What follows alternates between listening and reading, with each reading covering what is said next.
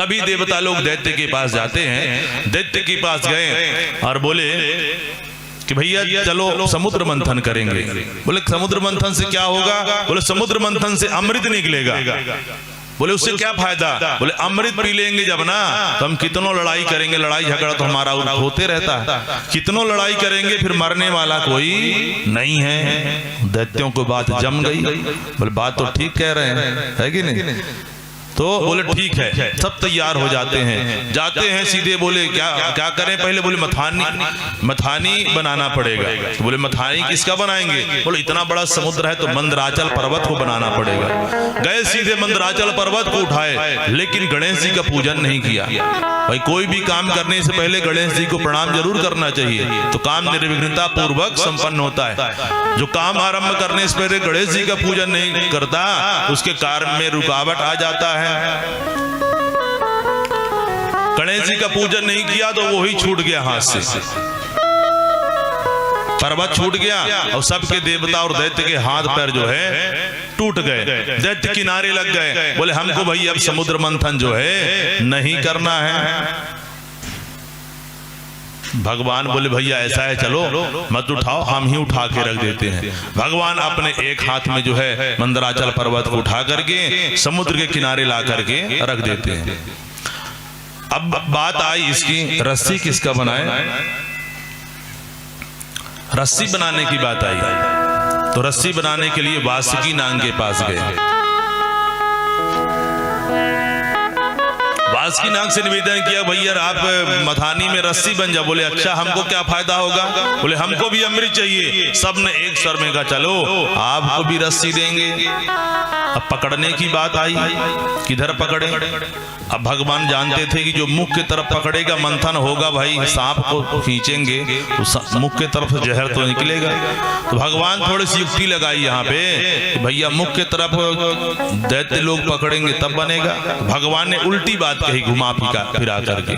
बोले दैत्य हैं, इनको उल्टी बात समझ में आती है, सीधी सीधी बात समझ में नहीं आती है। तो भगवान बोले कि देवता तुम बड़े बाप के हो, इसलिए तुम मुख की तरफ तुम लोग पकड़ोगे।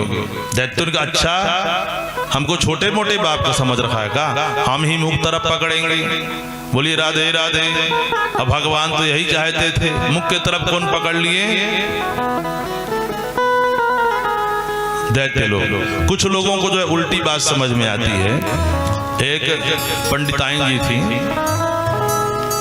पंडित जी महाराज हमेशा अच्छा बात किया करते थे। एक बार बोले कि पंडिताइन आज हमारे जजमान आ रहे हैं, वहां से आएंगे, दो चार लोग हैं, उनको बढ़िया आएंगे भोजन वोजन करवा देना और बढ़िया बैठाना। मैं कहीं जा रहा हूँ पूजा पाठ करा के आऊंगा, बढ़िया स्वागत सत्कार उनका कर देना। पंडिताइन की अच्छा तुम्हारे जजमान तो आते रहते हैं, मेरे को कितना समय नहीं है, मैं अपना काम करूंगी, तुम जानो तुम्हारा जजमान जाने। बोलिए राधे राधे। है अब ऐसे जहां पंडित जी कुछ काम कहते तो ऐसे पंडिताइन का जवाब मिल जाता था। अब पंडित जी ने एक युक्ति लगाई, उल्टा बोलना प्रारंभ कर दिए। कुछ दिनों के बाद धीरे से फिर जजमान आए, 2-4 महीना बीते। बोले आज जजमान आ रहे हैं, उनको बोल देना कि पंडित जी घर में नहीं है, तो उनको बोल देना कि जाओ बाद में आके मिलेंगे हमसे। बोले अच्छा घर में कोई मेहमान आ रहा है तो क्या उनको ऐसे भगा देंगे?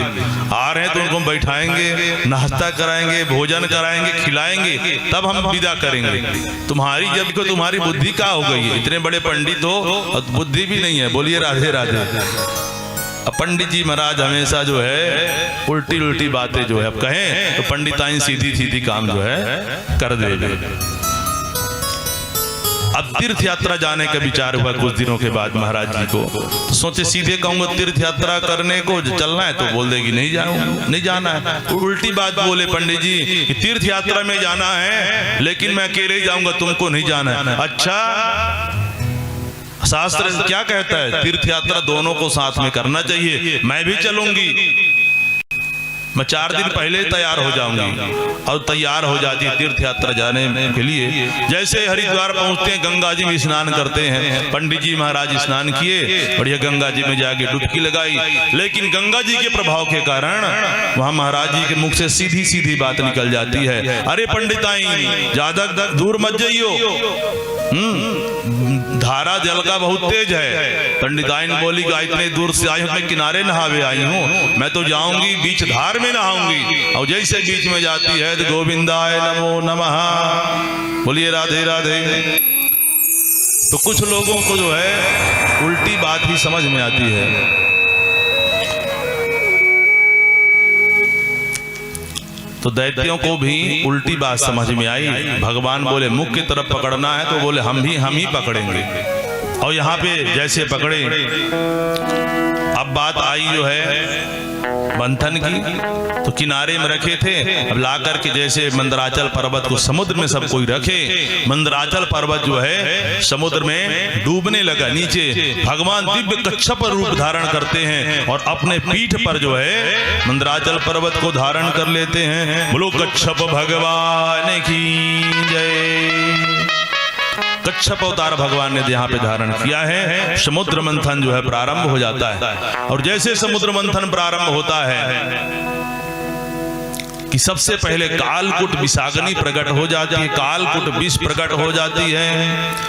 सब कोई विष को एकत्रित होकर के जो है भगवान भोलेनाथ की शरण में चल देते हैं कि देव देव महादेव,